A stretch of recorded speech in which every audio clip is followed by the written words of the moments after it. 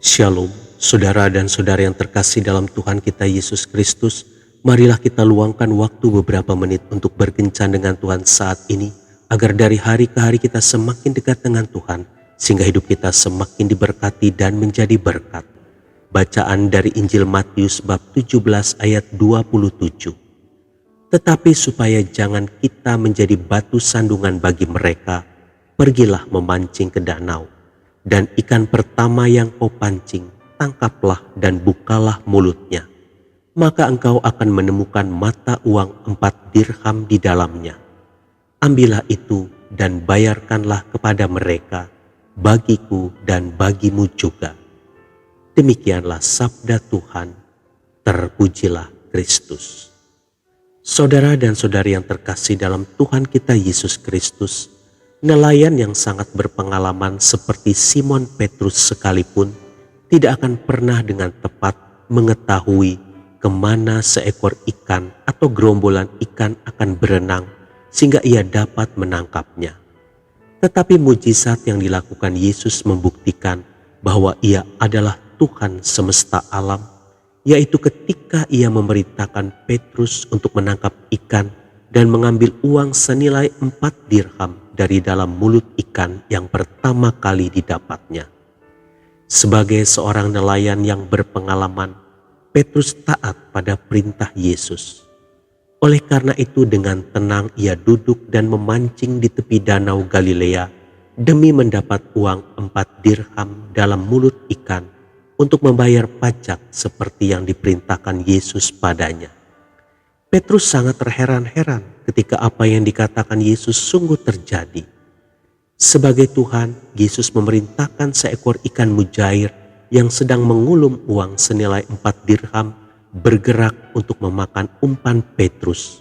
Dan semua itu dilakukannya untuk memenuhi kewajiban yang tidak seharusnya dikenakan kepada dia dan pengikutnya.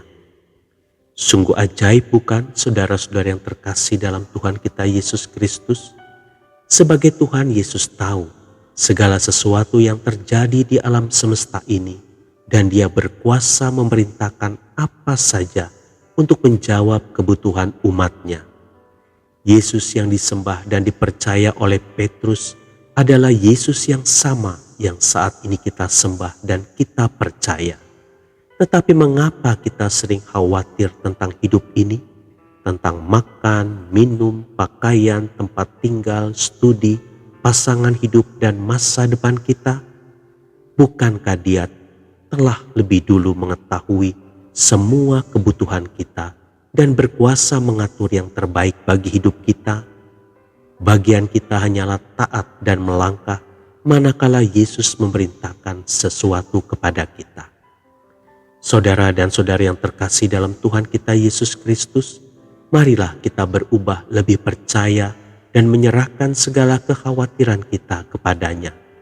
Percayalah bahwa Yesus tidak membiarkan kita sendirian menanggung beban hidup kita yang datang silih berganti. Kalau Yesus bisa memerintahkan seekor ikan untuk memberkati Petrus, maka ia juga bisa memerintahkan banyak hal untuk menyelesaikan pergumulan hidup kita. Yesus akan mengatur segala sesuatunya karena Dia Tuhan yang bertanggung jawab. Tuhan Yesus memberkati. Marilah kita berdoa dalam nama Bapa dan Putra dan Roh Kudus. Amin. Tuhan Yesus, terima kasih atas pemeliharaanmu padaku sampai dengan saat ini. Ajarilah aku untuk senantiasa taat pada perintah-Mu, sebab Engkau lebih tahu apa yang terbaik bagiku dalam hidup ini. Yesus, untuk satu masalah yang sedang kualami saat ini, tambahkanlah imanku, agar aku percaya bahwa Engkau sanggup untuk menyelesaikannya. Amin. Dalam nama Bapa dan Putra dan Roh Kudus. Amin.